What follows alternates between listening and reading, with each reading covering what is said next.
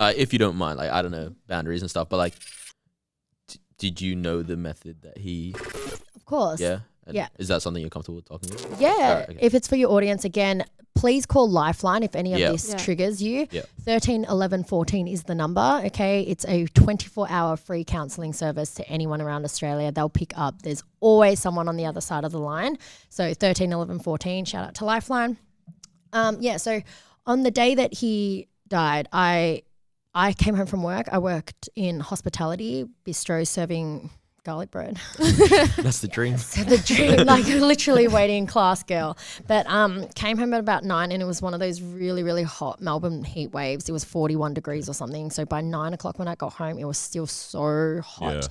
I say that because that's one of the biggest memories I have, and it triggers it when I have a hot day. Oh, yeah, okay. Yeah, it comes up for me. So he had already messaged me that day saying that he was going to the doctors because he felt really sick, again, from that stomach bug, and he was going home to sleep. And yeah, that was it. Said, I love you, and that was it. When I walked up the driveway, his car was parked at the front of the garage, which is where I'd expect it. And I go in and I go into the house, and on the coffee table to my left, there's his medical certificate. So again, tick the story of him going and feeling sick. And I walked upstairs to our master bedroom and I turned on the light. And to my surprise, he wasn't in bed. He wasn't at home. And that was like, this is weird. He's got work tomorrow. And he told me he was asleep. So I get my mobile out and I call his phone. To my surprise again, I hear his phone ring. And that's when it does get, I was a bit worried. So I follow the sound of the ringing and I walk back down the stairs, and the ringing felt like it was coming from his car. It was coming from outside. So I walked out and tried to find the source of the ringing, and it wasn't coming from his car. His car door was locked. I could still hear the phone ringing, and it was coming from the other side of the garage door. So I didn't have the electric gate, so you had to go through back the house, back through the laundry, backyard to the side door at the back. And I basically ran into him. So I found the source of the ringing, and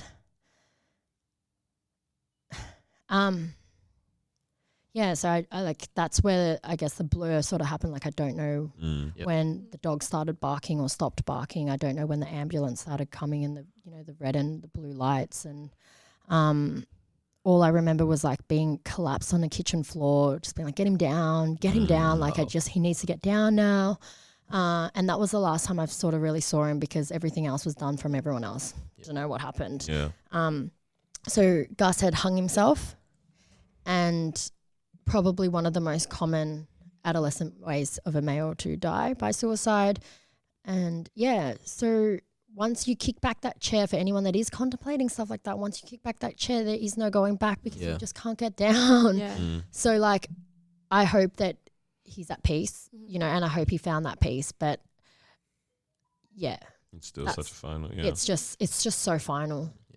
I've heard you say the phrase like, or thanks for sharing that. Yeah, thank you for that. Yeah. Actually, that is very tough to like, go back. No, I appreciate you guys letting me be able to have that space, to be able to have that comfort. So I really hope that resonates with people. I know definitely that people can feel relate from that, and it it, helps them and relate. Yeah, they can relate to it. But like, I've heard you say like, died by suicide. Is that an intentional phrase that you use? Is that intentionally? Thanks so much for picking that up. So I'm a keynote speaker for mental health and suicide prevention now. I advocate a lot in this space, and I've talked about my lived experience before. So that wasn't, don't worry, I've got self-care. Yeah. That wasn't my first time sharing that story. And I say die by suicide because it's the correct way to say when someone dies by suicide. Yeah, right. The most common thing you would hear is committed suicide. Yeah. And committed is a word that was once used associated with suicide because it was once a crime. Suicide is now no longer a crime. Yeah, okay. Right. Committed is when you go to jail. It's still now when you commit a crime. Yes. So suicide was seen as illegal, and suicide was seen as wrong, and suicide was seen as a shame on society. Yeah. Right. And I think in some cultural stuff it is still quite heavily like that. It's the wrong way to go. But now in Australia, it is no longer a crime to die by suicide. So we changed that. I don't take offense to it when people say committed, because it's in our social language. It's It just rolls off the tongue. Yep. I think sometimes even I accidentally might say it, and then I have to check myself. Yeah. So a nice healthy way of safe talk is just to say that person died by suicide. We also don't say he successfully suicided. Yeah. just don't know why we Yeah. even started saying that in the first Yeah. place, because it's not a reward or an achievement if someone died by that form. Yeah. But thanks so much for picking that up. It's really I important. saw that it was a bit different because usually you do hear like the other phrase that you Committed to, mentioned but, before. and Yeah. that's just no knowledge in the suicide prevention space. But if you see someone that's actually quite heavily in this space, you'll see them speaking in the right sort of tone. I guess one thing that's like amazing about our current generation that we get to live in is that we talk about this stuff. Like we get people like you on, we get to hear about it. You know, I don't know if you're aware of Charlemagne the God. He talks about this stuff all the time and mental health and whatnot. But we also, it's almost like the flip side of the coin is that we're also in a generation that jokes about this stuff heaps, right? So like I get to spend time around a lot of high schoolers and whatnot, and they're like, you know, they'll be like, kill yourself. You know, all those kind of phrases get thrown around, and it's like, how do you feel about that? Because on one hand, it's like you don't, like, I get it. Like, I'm like, I don't use those phrases and whatnot, but I can see, you know, just like people they don't intend it. Correct. Right? Correct. But how do we, like, that's like one of those things, like, that's one of those cultures where I'm like, even with myself recently, I'm like, sorry, don't worry about that. But it's like, I've like fully tried to cut out the word like retard, right, from my vocabulary. Like I don't want to use that to explain things. Like you hear kids going, oh, that's cancer, oh, that's, you know, those kind of terms. And I'm like, I'll put a stop to it, right? But it's, how do you like deal with that? Like when you hear people use that kind of like, Exactly what you just said. What a perfect answer that you've just kind of raised. Let her exactly. answer, No, but like I agree. When people say that, it is, again, find out whether you want to take that personally. I don't really take anything too personally. Second, understanding the intention behind it. People pick up language and social stuff not even because they're aware of it. It's just in everyday language. So I just want to die because I'm in traffic. What? Yeah. No, you don't. Like, or like, you know, you want to eat. Yeah, That's like, all you want to do. Kill yourself is such a term now, isn't it? It's just part of everyday millennial You see language. the memes that are all like, oh, I want to die, I can't wait to die. Yeah, and all that kind of like, stuff. and how I put a stop to that is by being Calling the it one out. person and calling it out and saying like, I feel like no one really does it with me because they know my story. Yeah. And when they do it, they're very quick because of the instant look that I can give them and be like, just sensitive. Like, you know, I just want to hang myself. I'm like, that's literally what I've experienced. Yeah, man. wow. But again, it's not like I get offended because that would just waste so much of my energy and time and it wouldn't It's serve almost any. like a teaching moment rather at Correct. that point. Yeah. I let that person reflect on it for themselves. Yeah. And then I don't need to say anything. And hopefully if you walk away and go, I'm going to just be a little bit more conscious with the way that I speak. The problem here is that we're not conscious about a lot of things. Half of society walk around unconscious. And people will die at their graves and not have reached a level of consciousness in humankind. And that's the bigger problem. So calling it out, and if you have the awareness and the understanding, you putting a stop to it can change. If one person then from that changes it, that's the ripple effect. Yeah. That's the amazing energy transaction that someone, especially in the kids, like speaking in schools is so much more rewarding in a sense because these millennials haven't actually made a decision yet on what it is. They have the power to be influenced. And if you can be that influence, all of us listening to this, if we can then just, when someone else says like, oh, retard, it's like, hey man, don't like say that. My cousin's like got a like disability or It something. changes culture It changes in that way, everything because it's like, oh, I'm sorry, man. Like, you know, there's like even just really casual stuff when people say like, your mom or like whatever. And it's like, someone's like, honestly. yeah, Absolutely. like, Oh, we were in you like know? year 7. One of my friends, or like one of the guys on our year level, his mom had just passed away. And then a couple weeks later, we were just messing around and something. And one of the kids like goes, hi, your mom. And he didn't think it. And then he was like, oh man, I'm so sorry. Correct. And it's like, yo, you actually don't think know about what. it. And that's like What someone you someone's know. going When you through. don't know the person, you don't know what Yeah. they've been through. as well. Exactly. But I think it's like you're not going to know that until eventually it hits that spot in your gut Yeah. where it's like, oh, I went too far. Yeah. And it was a joke. I'm not going to joke about that anymore because, again, joking is just it's insinuating that anyway. It's not positive. Yeah. Well, still on the whole, this generation thing, how do you feel then about like 13 Reasons Why and shows like that, right? Because it brings awareness, but there's also been the whole debate that it's actually also sort of bringing ideas to people and all that kind of stuff. Copycat behavior, hey. First and foremost, I don't actually think that copycat behavior can like you can't plant an idea. It's not really like Inception. Yeah. I don't think you do. People have consciousness and have awareness. It's like if you want to do something, that's on you. That's your accountability. No one forced you or copied or planted an idea into your head and then forced you to do it. So if someone died by suicide, they're not doing it because of 13 Reasons Why. True. Right? However, 13 Reasons opened up a great conversation. I think it had, I do question its intent actually, but yeah. And for me watching it, I actually didn't think that it provided. So you did watch it? I watched it. And that last episode, for anyone, that I just didn't think it actually provided a safe space for them to be able to show that content and have no one be able to be protected from it. So that was, when we talk about suicide, I'll always, like what I just did, provide a resource. Yes. That didn't do it. That didn't provide a resource. And not only did it not, it provided quite graphic content. It didn't. We got the picture without being shown the picture. So I answered your question to his method because you asked. Yeah. But I never provided it in my storytelling. Yes. Does that make sense? Yeah, okay. I can leave the person safe Yeah. until they ask. And you're still having the conversation Yes, still. Yeah. but that's okay. Yep. They did it, and no one asked to be shown that. If someone wanted to search, it's like, oh, what happened? Actually, you don't need to know what happened, because the actual important part of what they were trying to get through wasn't the how she went and did it and then what happened sort of thing. They could have talked about that conversation and not gone so far. Yeah. That's sort of where I sit with that. Never looked I at think, it like that. I think it was quite okay to have it. Again, the storyline teased out a lot of drama out of it. Also, if you're leaving 13 videos, that's not cool either. It's You know, that, and blaming. honestly, that was my biggest takeaway from it. I was like, that is a very... Think about how long she took to do Yeah. that.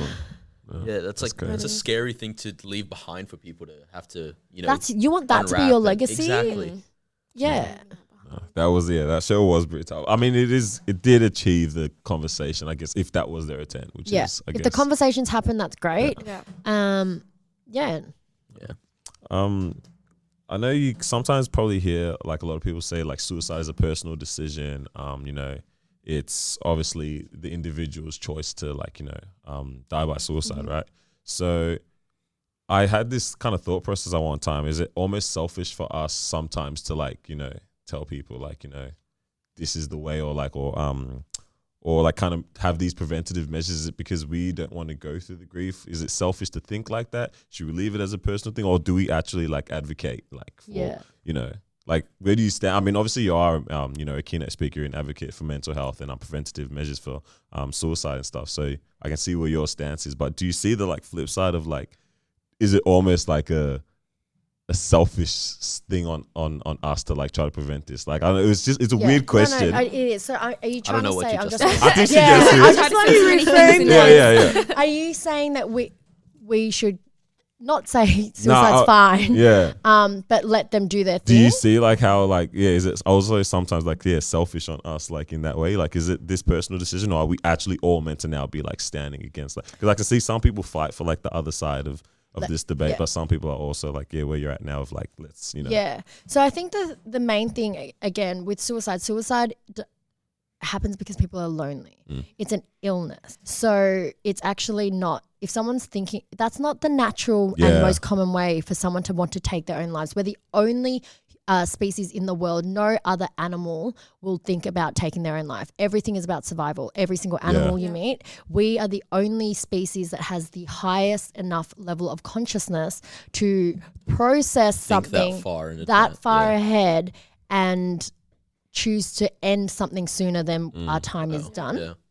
So when you think about that, it's mainly because I'm just trying to advocate for people to have better thoughts and to be mentally well. Yeah. Because if you were mentally well, you wouldn't think of taking your own life, right? You just wouldn't. There's something else there. So when someone wants to suicide or has these suicidal thoughts, it's never that. Yeah. There's always layers and layers and layers and layers of trauma or challenges and stuff that they're overcoming from that. Suicide is the end of the road for people that are then exhausted out and tired. So that whole journey there is where where we should try and say, it's actually, suicide's not a personal choice. Suicide's a community responsibility, prevention of it.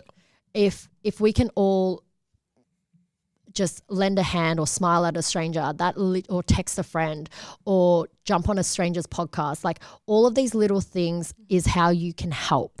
So when we work in this space of mental health and suicide prevention, we're not asking for you to be the pro. There's psychologists and psychiatrists and doctors and all of that sort of stuff for that. But what you can do as a responsibility is be kind. Yeah, 100%. What you can do as a responsibility is make people not feel alone. Is make people feel like they can belong in any culture, skin, race. You know, they can have a place. And if you're that one person that does that, good on you. You probably save so much lives. Yeah. So I asked my question in such a way, but you really answered what I was actually trying to get to in terms of like, what do we address? Like, do we address the issue, or is it like mental health, like you're saying? I think that's such a better way to like view this, or to like, you know, target this. It's like, it actually comes back down to someone's not feeling well mentally. It's like, it's not necessarily that someone wants to like, you know, kill themselves or, so I almost said it, I slipped up, or wants to die by suicide. It's like, there's actually a whole build up to this. And it's like, how can we as a whole people, as community, actually now help people along this way to stop it from getting to the very final decision? So really, it does boil back down to like, this is mental health. And having suicidal thoughts is like, that's just one of the flags. Yeah. I have suicidal thoughts. I just don't action it. Yeah. So when they come, I notice them, they're passing, and then I'm like, this is probably a cue where I need to reach out, or like I'm not dealing with something. There's always something else. It's like when I'm thinking of that, okay, why has that thought come up? Oh, it's Gus's anniversary. Or like, oh, I'm really stressed at work and I'm under financial pressure or something. There's always something else. So then you can kind of look back and go, if that was to leave, would that thought then be alleviated? Most likely, yes. Because when someone's like, I want to die by suicide, it's like, okay, let's talk about it. Or like, what's going on? Oh, you've gone through a breakup. Let's address the breakup. Yeah. Instead of going, don't do it, man. Yeah, you're gonna regret it. Don't do it. You're gonna regret it. It's like you don't have. It's someone's feelings and opinion. You actually don't know what they want.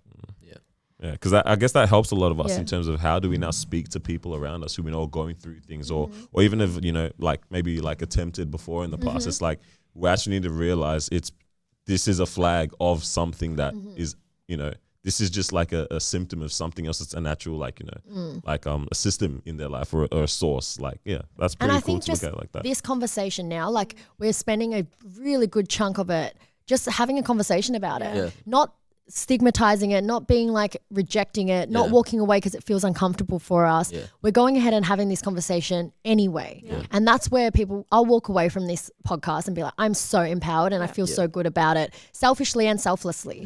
So, you know, it's a fine line of doing that, because it's like, it's interesting because you'll fill up your cup by helping others and serving others. You will all know that because you met in the right community groups, you know?